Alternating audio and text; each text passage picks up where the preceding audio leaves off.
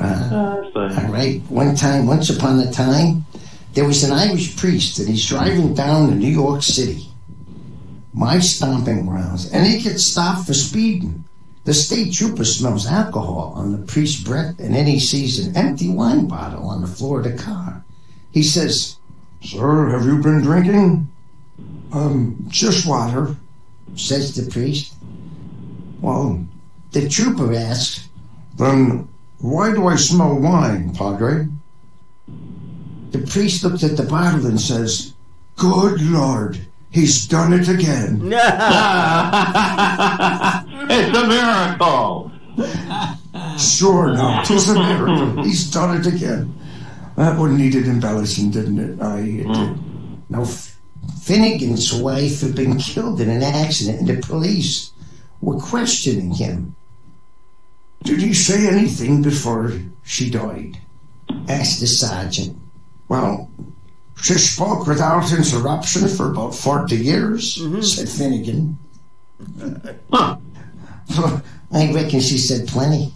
Okay. Cindy like that when she's chuckling away. Okay. O'Malley is leaving his favorite bar when he's run over by a bus. He gets to the gates of heaven, and St. Peter tells him that he cannot enter unless he passes a test. So O'Malley agrees to try, as he never was the brightest bulb in the box anyway, but he figured he'd give it a try.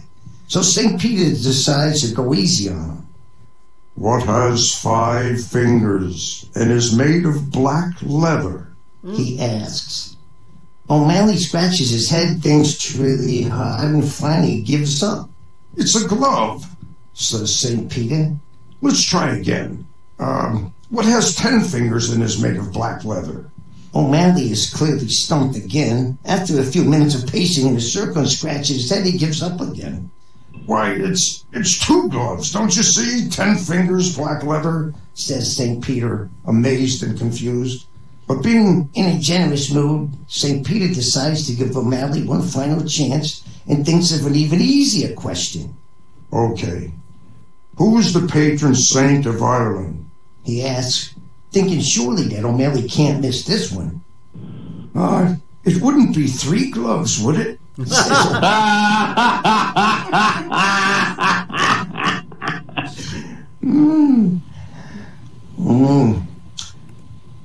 "I had me an accident opening a can of alphabet spaghetti this morning," says Murphy.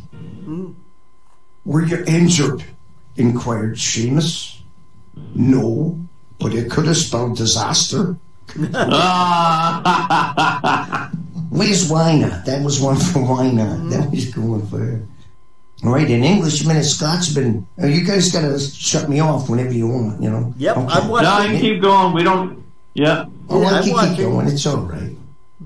An Englishman, a Scotsman, and an Irishman were without tickets for the opening ceremony of the Summer Olympics, but they hoped to be able to talk their way to get into the gate.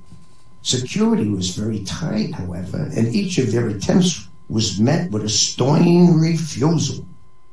While wandering around the stadium, the Englishman came upon a construction site which gave him an idea.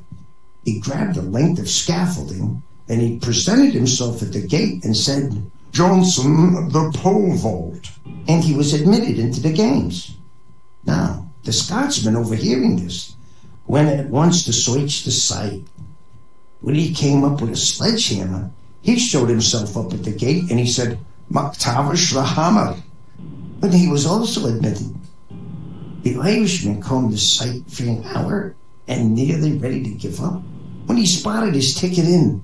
Seizing a roll of barbed wire, he presented himself at the gate and announced, "O'Sullivan, fencing."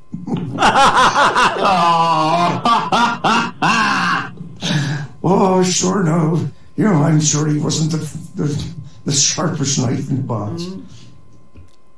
Now, winging his way to America from Ireland, Father O'Leary asked the stewardess, "How high is this plane, miss?" The stewardess replied, "About 32,000 feet, Father."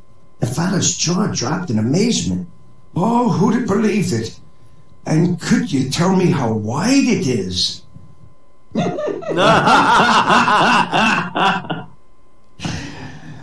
Now, did you hear about the Irish water polo team? All their horses drowned. When an Irishman finds a genie lamp and he rubs it, out comes the genie and says, Master, you have released me from the lamp, and I grant you 3 wishes. What would you like? The Irishman scratches his head and then answers, A bottle of Guinness that never gets empty. Granted, master, replies the genie and produces the bottle.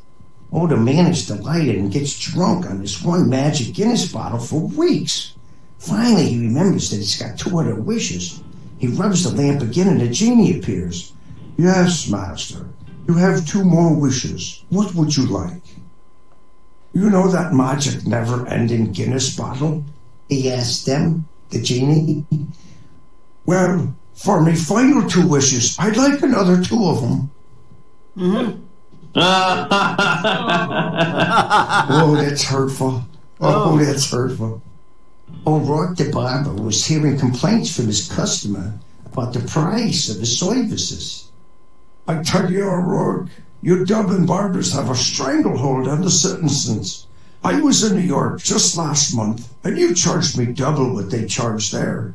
That may be true, sir, said the barber. But think of the cost of the airfare. I have to turn the heater down. Okay, it's about quitting time for now. Thanks. One more? Yep. A man stumbles up to the only other patron in the bar and asks if he could buy him a drink. Why, of course, comes the reply. The first man then asks, Where are you from? I'm from Ireland, replies the second man.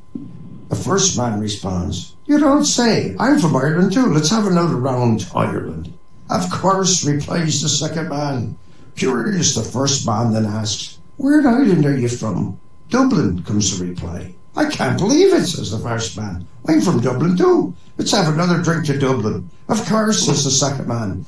Curiosity strikes again, and the first man asks, What school did you go to? St. Mary's, replies the second man. I graduated in 62. This is unbelievable, the first man says. I went to St. Mary's. I graduated in 62 also.